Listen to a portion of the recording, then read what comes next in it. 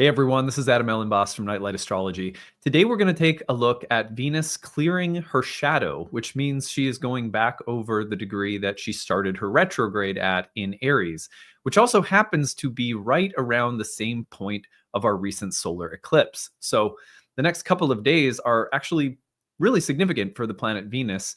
I'm going to look at horoscopes today very briefly, reminding you of where the Venus retrograde began, what topics you may see reactivated in ways that might surprise you. And again, the reason for this is that when Venus goes back over that original degree where her station took place, and that degree also happens to be right at the point of a recent solar eclipse, a place that Mercury also turned retrograde back in March, it makes for a really significant transit and one that could sneak up on you. So I'll remind you of what whole sign house topics are being activated today, and we'll take a look at some general significations to watch for as well. So that is our goal for today. Before we get into it, remember to like and subscribe. If you are a person who includes astrology as a part of your daily spiritual practice, then we hope that this channel will be a part of that practice. And when you subscribe, if you listen regularly and you're not yet subscribed, it helps us a lot. So we really do appreciate it. You can find transcripts of any of these daily talks on my website, as always, nightlightastrology.com. A few things to promote today before we get into it. The first one is I'm giving a new webinar this Thursday night. So if you go to the events page, click on live talks, you will see I'm giving a talk Thursday night called Jupiter Exalted in Cancer, Entering the Sanctuary of the Goddess. This is going to be a deep dive on the significations of Jupiter in Cancer, exploring its exaltation and meaning from a traditional Hellenistic standpoint, as well as some things to watch for in the next year while Jupiter transits this sign. You can register here to attend the webinar from 7 to 9 p.m. Eastern Thursday night, but if you can't attend, you will get the recording to watch on your own time. The other thing that I'm excited about is if you go to events and go to in-person events, our summer solstice gathering is now officially posted. We'll be meeting Saturday, June 21st from 6 to 8:30 p.m. at the Grapevine Collective in New City Center, Minneapolis.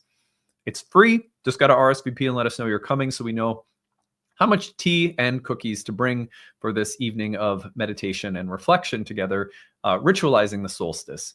Now, as you know, we are also in enrollment season. Our new class, Ancient Astrology for the Modern Mystic, the Year 1 program, begins June 22nd. It is not too late to register for the early bird payment, which lasts until the 15th. I think we'll probably extend that to the 16th just to make it an even end of the week sale. So early bird allows you to register through the end of this week to save significantly on the cost of the course. But if you are someone who needs a little extra help, check out the need-based tuition option, which makes the cost of the course even a little bit more accessible. You can pick within a sliding scale that allows you to work with your budget and whatever the needs or limitations that you're experiencing might be. We want to make sure that people who are on disability or people who are maybe only working part-time or in between jobs, especially a lot of people have lost their job recently. So, if that's you and you need a little help to study astrology, we want to make sure that it is accessible for people of different backgrounds and circumstances. At the end of today's video, there's an informational video tagged on that goes in depth into what the program includes. So stick around to learn more about that. All right, on that note, let us now turn our attention to the real-time clock where we can take a look at the Venus dynamic. So what I'm going to do briefly here is I am going to eliminate everything from our perspective except for Venus. And we're going to go backward in time. So here today, Tuesday, May 13th, we can see that Venus is about to cross into the 9th degree. That degree is significant for a few reasons, and we'll even extend it into the 10th degree, which takes us all the way till Friday morning before leaving. So let's give this a transit timeline of Tuesday, May 13th, all the way through Friday, May 16th, as a window within which anything we talk about today you may notice. Now, you may have noticed some of this a little bit prior to that timeline, maybe even a little bit after, but this would be the tightest time range that I'd feel most comfortable with, give it about a degree on either side. And the degrees matter here because what I want to show you is where Venus was at when she passed these degrees not too long ago. So if we go back in time to Venus's retrograde you'll notice that Venus turned retrograde here. So if we see Venus stationing February 28th, March 1st, turning retrograde March 1st, 2nd, 3rd, right around that first couple of days of March 2025, Venus's retrograde happens at about 10 degrees of Aries. Now, that retrograde has been something that we experience for March all the way into April because Venus ducked back into Pisces, stationed and turned direct about the middle of April. This is around the 14th that you see in April, Venus turning direct again. But what this means is that Venus's direct motion now has to carry it backward, or forward, I should say, through degrees that she previously moved backward through during the retrograde. This is something that will often be most noticeable when Venus gets really close to that station point, because it's as though the process that got started at that exact point is now reaching conclusion, or that things that maybe got delayed or set back are gaining momentum again. Circumstantial reversals or changes, twists of plot and fate are somehow being ironed out. I'll say more about that in a second. But so when we bring Venus back this week onto that 9th and 10th degree, it takes on a lot of significance, because now we're pushing into, I mean, these are metaphors, right? But we're pushing into new territory with Venus moving beyond the phase of the degrees that she stopped and went through the retrograde in. So I hope that makes sense. Most people probably know what I'm talking about, but if you're newer to astrology, it's important to look at planets going back through the degrees previously covered in a retrograde. And when they clear that, it really does bring a feeling of resolution or completion to a process. So the other reason that I want to emphasize this as an important couple of degrees, let's go back when Venus first turned retrograde and was earlier on in the retrogradation. What I want you to notice is that we had a solar eclipse. And now actually what I'll do is I'll put the nodes of the moon in so that you can see how closely configured the nodes were. You get them within about 18 degrees of a new moon or a full moon, and you'll typically have a partial or more full eclipse. So when we look at this down to the minute, right? Let's go down to the minute to when the sun conjoins the moon, or the moon conjoins the sun, I should say, and they form a solar eclipse. And this was March 29th. So that solar eclipse, as you can see right here, took place at 9 degrees 0 minutes of Aries. The reason that that is significant is because, as we just noticed, Venus turned retrograde not too long before this, just 1 degree off. Not only that, but Mercury also will have recently turned. If I put in Mercury here, let me just show you this, because this is kind of cool too. Look at Mercury here, and if we bring Mercury back to its station retrograde, let's go back days. Mercury's retrograde took place at the 9th degree of Aries. Venus's retrograde took place at the 10th degree of Aries. And then the solar eclipse takes place at the 9th degree of Aries.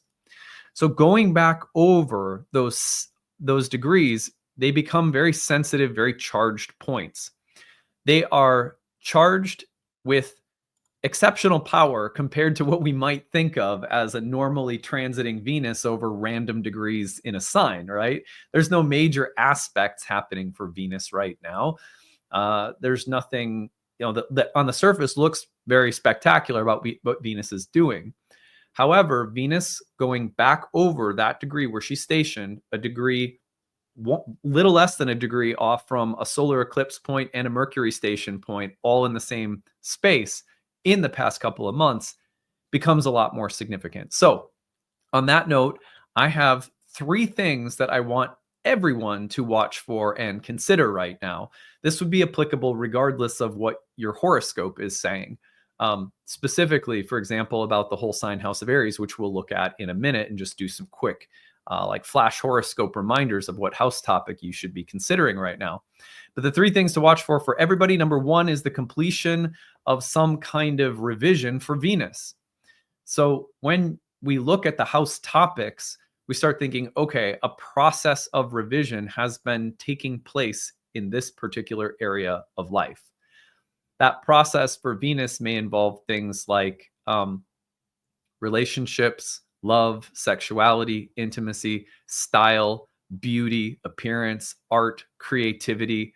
So anything that sort of naturally belongs to Venus that has been going through a process of transformation or what we might call revision, we look at something and we go, that's not quite the way I want it, or that's not quite what I value, or that's not exactly what I'm attracted to any longer, or that's not exactly, this style doesn't match my soul, or something like that. This doesn't bring me pleasure anymore. This relationship needs to shift somehow. These are the things that Venus typically brings up. Venus can represent things like friends, siblings, lovers, typically sisters as siblings.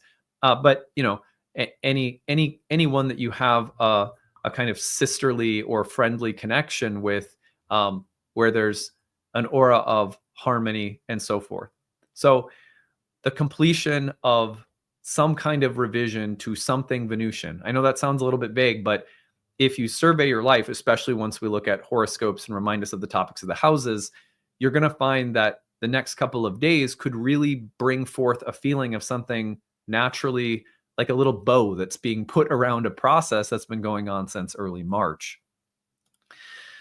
2 would be a resolution within relationships. For most people, one of the most common significations of a Venus retrograde for many people, like many people experience this when Venus goes retrograde, your relationships change, or a relationship changes, or a person within a relationship changes. And of course, that has a bearing or an impact on you personally, even if the change is more focused on the other person. Whatever the case may be, we're also reaching a point where we could see a process completing itself, reaching a point of resolution and kind of like chef's kiss, like this was something that is now done. And you could see that within the realm of relationships. That's the main idea. So watch for resolution or some process completing itself within specific relationships or within your social life in general. And then number 3 would be ready at last to begin, resume, or continue. I say this because one of the most common things that all retrogrades bring is a process of temporary setbacks, delays, obstacles. It's as though in the midst of a process that was moving forward, suddenly you're being asked to go backward and delay gratification in the case of Venus, or you were getting ready to start something, especially given, remember that there was a big solar eclipse here in Aries, but happening during the midst of several retrogrades. There might have been a start-stop kind of experience where you have felt ready for something, but there's been other processes to complete or things that needed your attention before you could focus on moving forward in a way that you've maybe been really excited for. So any way in which a process of delay or slowing down or being asked to finish other things or anything that's diverted your attention or focus or interests or ambitions now is gaining traction or is ready to begin or is ready to resume. No more delays or, someone pressed the pause button. Now let's press play again. So think about it that way. Let's review. The completion of any kind of Venusian revision, think broadly about that, a resolution of some kind within relationships, the process of change completing itself in relationships or your social life, or anything that has been set back, delayed, paused, held back from starting is now ready to resume or continue, or even just the feeling that momentum in a forward direction is returning somehow. Those would be the things to watch for. And again, you could watch for these things given the timeline of this week, today, tomorrow, as the week goes on. Let me share my screen again. And just for good measure, let's repeat the timeline. So let's bring things up here to Tuesday the 13th. As you're listening to this today, Venus will cross that 9th and 10th degree Wednesday, Thursday, Friday, the 13th, 14th, 15th, 16th is really the good timeline to consider here. You will really notice by Friday that Venus has moved through those critical degrees. Anytime a planet moves across the degree of a recent eclipse, it's almost always impactful. You will, excuse me, you will notice that some of the significations of the eclipse are brought forth or carried forward in a next step. So what I'd like to do now is just run quickly through the whole sign houses to remind you of what topics could be at play this week. I think this is always valuable to do because it starts getting you in the habit of remembering house topics. I recommend listening for your rising sign right now because that Hellenistic astrologers like myself, we use whole sign houses because it was the basic philosophical and conceptual framework of the earliest astrologers. And when we use whole sign houses, it is in the birth chart, then your horoscopes, which are always done in whole sign houses, will correspond directly to the transits happening in your birth chart when you use your rising sign. So for that reason, as a Hellenistic astrologer, I always recommend using your rising sign. But if you listen to your sun sign regularly, feel free to listen to that. By the way, everyone who listens to me say this every single time should get a medal. You have to listen to me say the exact same thing. Now, with Venus crossing through this critical point for Aries rising, we're talking about a process reaching a point of resolution, completion within the house of self and identity, body, health. But it is so much about in what ways you are evolving personally, physically, as an individual who is here to explore who you are. For Tauruses, we're talking about a process of looking at shadows and things that have been unconscious or that maybe have been a little bit more inaccessible to you in the 12th house. The blind spot, the unconscious spot, dreams, a process of maybe dealing with unconscious or shadow dimensions of your life around things like relationships, beauty, love, sex, values, health, appearance, things like that. Let's go forward to Geminis. For Geminis, we're looking at this process resolving itself in the 11th house of friends, allies, communities, groups, organizations. Who are the people that are most important to you in terms of shared ambitions or aspirations in life? Who do you share similar goals and dreams for the future with? Who are the best people to ally with? These are the kinds of things that have been focus for Geminis. We go forward to Cancers and we see Venus in the 10th house of career. So for Cancers, what has the shift been like for you in terms of what you're bringing forth into the world of your work? How has the goddess been directing the evolution of your career, your professional work, or how you show up in the public sphere in general? For Leos, we're talking about a process that has been about faith, learning, religion, spirituality, education, teachers and teaching, maybe travel abroad, and the approach to life that we all take based on the evolving nature of our beliefs. For Virgos, we're looking at the 8th house, that place of soul contracts, the development of meaningful, healthy bonds and attachments with other people that serve our evolution, that serve us spiritually in evolving, as well as those attachments we form that are unhealthy, that need to be relinquished or let go of, the various karmic penalties that come up in life through our karmic relationships, the give and take of what we're here to learn and what we teach each other, which sometimes is not easy in the 8th house. But overall, that process is about how we serve each other and how we work meaningfully in relationships with each other to help each other grow, to be allies and resources for one another in positive ways, and to learn when we aren't so that we can relinquish things, attachments that are unhealthy. Thinking about that for Virgos right now. For Librans, we're looking at the house of relationships itself. And that means whether it's interpersonal dynamics, business partnerships, any kind of meaningful personal relationship. What has the process of change or evolution or transformation been like for you going back to March now, within the realm of more intimate connections with people? That process reaching a critical point of resolution right now for Libras. For Scorpios, we look at the 6th house, a place of work, sacrifice, sickness, labor, a place where Venus could very well represent various conflicts that we've been working to heal, or turbulence in relationships that we've been working to smooth out. The other part of this would be, what kinds of creative projects have you been pouring your soul into that have required blood, sweat, tears, sacrifice? But it's your joy, it's your passion, it's a creative work of some kind. And what's worth it? What brings happiness and what doesn't? There's effort in life every day. But what efforts are those that, light you up inside? That's an important distinction to be considering when Venus turns retrograde in the 6th. For Sagittarians, we're looking at the 5th house, a place that is very much about what brings us creative joy and happiness with other beings in relationships, what brings creative satisfaction, what makes us feel like our most essential, authentic self is coming to bear on our relationships creatively. We feel seen and validated and loved. And we also feel like we're playfully connecting with other human beings. The process of the 5th house is about creative satisfaction and about creative self-fulfillment. Do I feel satisfied with the creative aspect of my nature?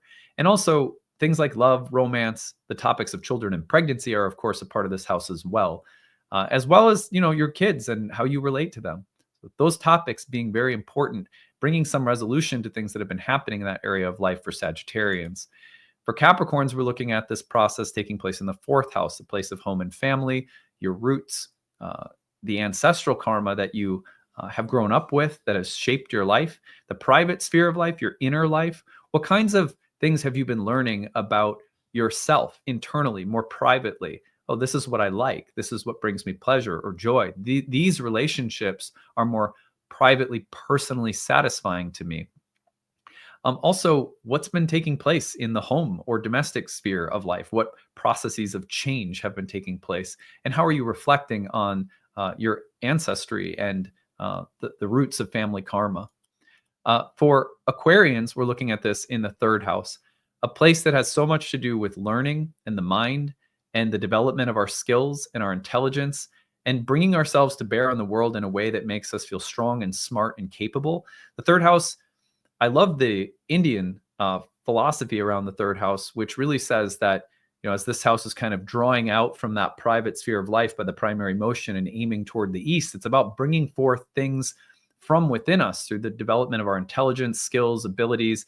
It has a little bit of a competitive nature to it. Maybe that's partly why it's associated with siblings as well. There's a natural kind of sibling rivalry quality to this house that can be extended into other social dimensions of life. But here I wonder about harmonizing with other people in ways that are competitive but fun. And I also think for Aquarians about bringing forth a new dimension of your personality, your skills, your traits, your ability. Aquarians can be so smart and sometimes a little serious. And I think Venus in this house could be bringing a dimension of fun or joy or play or creativity to bear on how you express yourself in the world, but also relationships with siblings or friends, the immediate environment around you, and what kind of makeovers you've been doing to the day-to-day reality that you live. Those all come to mind for me for Aquarians. The process of learning and creativity also.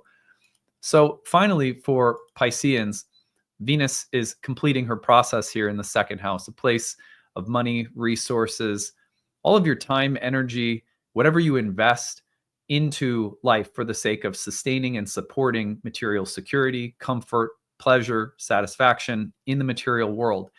Venus here is pointing to a process of transformation taking place with respect to what you own, what you possess, how you earn, the skills or abilities that you have that go into supporting your material prosperity or security, and also maybe a shift in values in terms of what you want the material setup of your life to look like, a shift in values or priorities with respect to things like what you earn or how you spend or the lifestyle that you lead could also be a part of this, even including things like your diet. So just some brief reminders for everybody today. I hope that this was serviceable. That it gives you some good things to consider here as we look at this. Now, it's funny because at the beginning of the week, you'll notice that in my weekly overview, I didn't cover that Venus was going over these degrees. Honestly, it's because I didn't see it at first. I just sort of spaced out on this fact. I have it in my notes for the yearly overview, but I don't always look at those like super carefully because it's like a 50-page document. So I'm like, sometimes I just peruse and look at the transits for the week, and I don't always look at all my detailed notes. But I was looking at it, I was like, well, we can't skip this. So a little bit of a detour, but this week we only have 2 transits at the end of the week that are really popping in the Sun-Uranus conjunction and the Mercury-Mars dynamic. So those we will still have plenty of time to cover. But I thought, this is a good one to cover right now because the next couple of days we're going to see Venus go right over that point. And don't be surprised if it's a little louder than you might anticipate from just like a random day of Venus movement in May, when she's not even really making any other aspects. So keep your eye on that. Remember, any planets that transit across eclipse degrees can sort of reactivate the energy of an eclipse. That's something astrologers have talked about for a long time.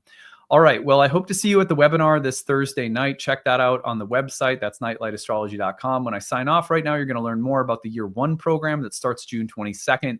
Come study with us. Take your astrology practice to the next level. Join into a lineage and a community of people and wonderful teachers and students and just an awesome group of people that typically come out to Nightlight programs. So hope to see you there, and we'll see you again tomorrow. Bye, everyone. Hey, everyone. Thanks for sticking around. I'm excited to tell you about our upcoming program, Ancient Astrology for the Modern Mystic. It is our first-year course in Hellenistic astrology that begins at the end of June. June 22nd is our starting date. I'm going to take you over to the course page to tell you more about the program and what you will learn while you are in it. So here we go over to the Nightlight Astrology website. You can find this at nightlightastrology.com. Click on the courses tab, go to the first year course. Now, this program is ideal for people who maybe have a little bit of background already in astrology. Maybe you've done some studying on your own independently, taken some courses or webinars and workshops, but you're looking to deepen your understanding of astrology. And maybe Hellenistic astrology in particular has been calling to you. I'll tell you more about what Hellenistic astrology is in a minute, but on the first year course page, you're going to find everything that the course includes. I want to make the structure of the course clear first. And then at the end, I'm going to tell you 5 reasons that I think anyone might have for studying astrology. And you can see if you check any of those boxes. First of all, there are 30 classes on the year. It's just a little under a year-long program with 30 webinars. Every webinar is 2 to 3 hours long, including a lively Q&A and conversational section after we finished our lesson for the day. Each of those lessons I lead personally through live webinars, so you can attend those live. If you want to follow along at your own pace in your own time on your own schedule, you can always look at the recordings and take those in. And I'm going to show you what the class page looks like so you can see how you can interact with the course as uniquely and creatively as you want to. But you can either attend the live webinars or listen to the recordings or audio or video.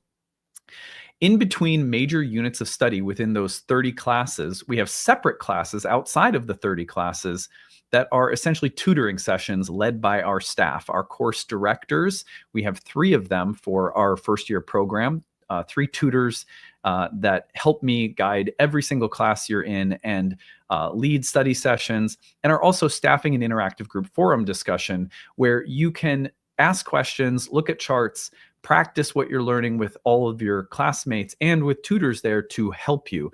They'll always answer questions within a business day. So it's a really well-staffed, well-structured program.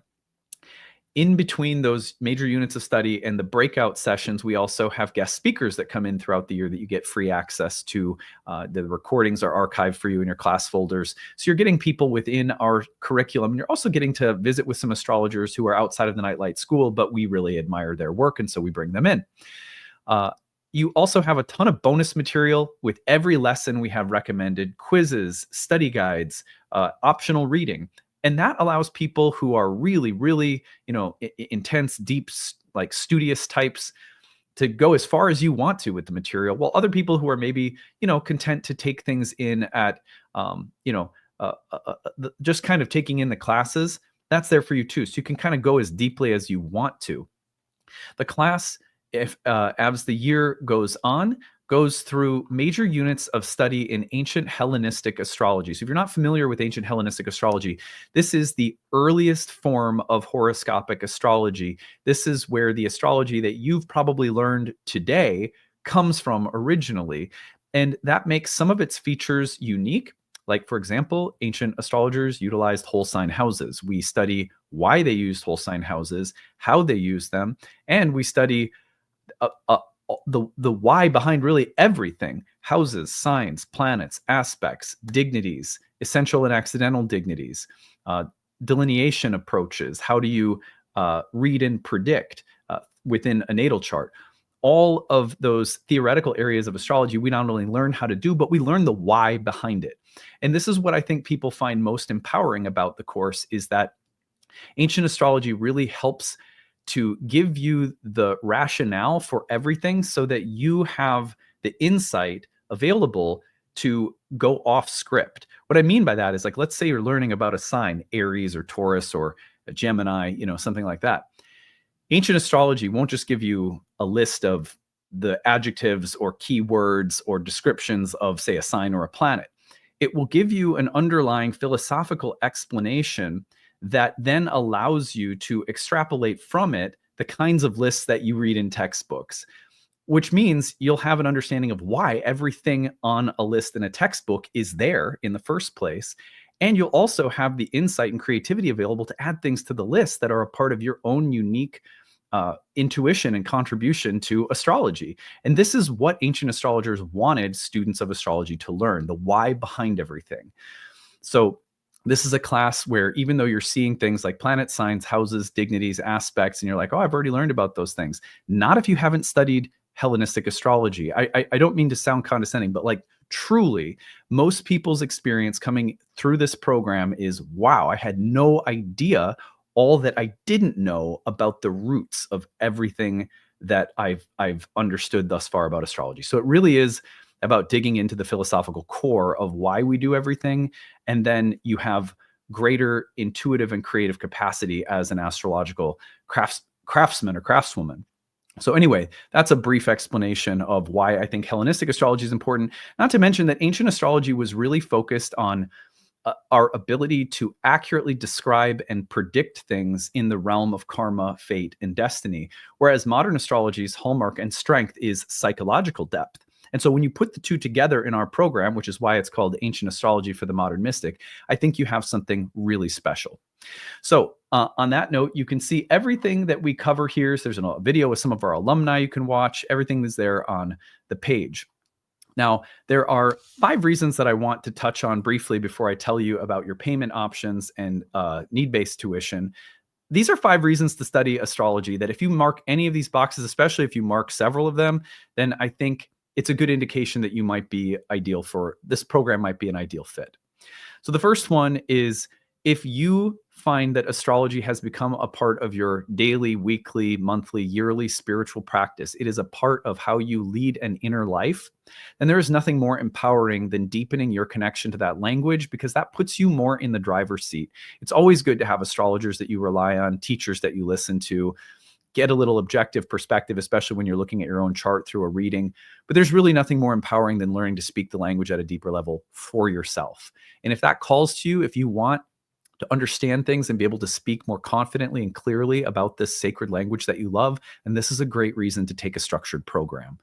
Number 2 is that you feel called to read charts for people. And look, not everyone who takes our programs is on a professional track, but we have 4 years worth of professional training programs at Nightlight that will prepare you to read professionally for others if that's the path that you're on. Maybe you don't even know if you're on that path. That's fine too. Many people take our programs just for the sake of their own personal enrichment, and again, to be kind of more in the driver's seat with respect to your astrological journey. You have more of an understanding. You can be more confident in reading symbols and experiencing transits with your own understanding that you've cultivated. But sometimes people want to read for other people. This will definitely set you up to do that. We have a certification track where you can take exams at the end of every year. They're optional. You don't have to if you're not on that level of interest. Number 3, You have done a lot of self-study. You've heard things from here and there, but you're looking to bring it all together. It is overwhelming to study astrology on your own. So if you want organization, structure, and coherence, what you're getting in this program is going on 15 years of training astrologers, 15 years of developing curriculum that has in mind the overwhelm that many people experience. And this program is structured year 1, year 2, year 3, however far you want to go with our curriculum, to give you an organized, structured, coherent way of understanding the history and language of astrology from both ancient times to modern times in all of the vastness that the field includes. And also, as we go, we want to give you the confidence that you are a part now of an astrological lineage. Astrology has always been practitioner-based. Coming through Nightlight, you are going to have the opportunity to feel aligned with a lineage. If you like my work, if you feel aligned with the way I speak the language, then this might be a good reason to come study with us. Now, if you're seeking the why behind things, if you're like, yeah, that's interesting, I get it, I understand, but why? Why signs? What's the difference between a sign and a house? Why do they ever come up with a sign and a house? What's the distinction philosophically? Why does Mars represent this? Why does Mars in this sign represent that? If you are someone who feels empowered by understanding the why behind things, you are going to love this program, because that's how I am as a teacher. That's how I am as a person. And that's what this program is really all about. Number 5, you are looking for astrological community. Look, I think Nightlight is unique in terms of the kind of warmth, acceptance, safety, and inclusiveness that our community includes intellectually, spiritually. We really pride ourselves on being a peaceful kind of family. I'm a Cancer, right? So it's kind of a family-oriented environment. So anyway, I will end it there. If you check any of those boxes, you may want to consider studying with us. Now, I'm going to take you over to 2 things. I want to show you the dashboard. So here is the Thinkific page. You're going to join this, and on your dashboard, you're going to find any courses that you've enrolled in at Nightlight, and there are many, so you may end up in being involved in multiple courses, and you'll find that they're all there on your dashboard. Click on one of them, and it will take you in. You're going to find that on the left-hand side, there's orientation instructions, course information, class links, and calendar, all the technical stuff you need to know when you join the course. And then you're going to find that when you go through the lessons, that the lesson includes the video, the audio, the slides, the transcripts, the Q&A box text if you couldn't make it live and see what people were talking about, flashcards, homework, a bonus PDF with all sorts of additional recommended reading, bonus videos, additional video links for bonus material. So every single time that you want to visit something within the course, everything is nicely organized. So you can see here, I'm going to pause this before it starts going, but you can embed the video right there. It's embedded and you can watch it. And then if you wanted to, you could also, right here, you could also download the video and watch it on your own device. And that's same for the audio as well. And then as you go, you'll see all of the lessons are laid out. The study sessions are also recorded if you can't make those live. So everything is nicely arranged on the website for you. And that makes it a course that if you wanted to take 3 years to accomplish, you could take 3 years to accomplish. If you want to take it for the sake of getting certified, you have the full year plus an additional year to take the exam. So, 2 years total that we give people if you're on a professional track. But most people complete the program in a year. And a lot of people, over 50% of our students, go on to our year 2 and then our year 3 and horary programs as well. Now, final thing I'm going to show you is right here. You're going to find here is the enrollment options at the bottom of the first year course page. Again, this is at nightlightastrology.com, and you're going to click on the first year course, go to the bottom. The early bird payment saves you several $100s off the cost of the course. That's available till May 15th. Early bird installment plan saves you on the installment plan, regular cost of the course. That's also only available until May 15th. And then need-based tuition. All of our programs include a need-based option where we give you a sliding scale and we say, you pick your monthly tuition number within this sliding scale, which is greatly reduced off the normal tuition price. That is for people who are on a fixed or limited income, receiving disabilities, single mom, whatever the case might be. We want to make sure that nobody's priced out of studying astrology. So you don't have to feel any shame. If that is you, if you need help, if you want to take this, but you need to make it work within a tight budget, we get it. Times are tough right now. We don't think people should be priced out of studying a sacred subject like astrology. So we've been offering need-based pricing for 15 years. Nightlight is a donation-based school. It started that way. We have a sliding scale, so it's kind of like donation. You get to choose your rate anyhow. So if that's something that will help you, please use it. Thank you for listening to this. I hope it gave you a really deep and comprehensive introduction to what the course is all about and why you might find it exciting to come study with us starting at the end of June. So any questions you have about the program as you're visiting the course, email us, info@nightlightastrology.com. We'll be glad to talk about anything that you have questions about. We are here and we have a wonderful staff of people at Nightlight who will be a part of your learning experience and are all glad to help you. All right, that's it. We'll see you again later. Bye.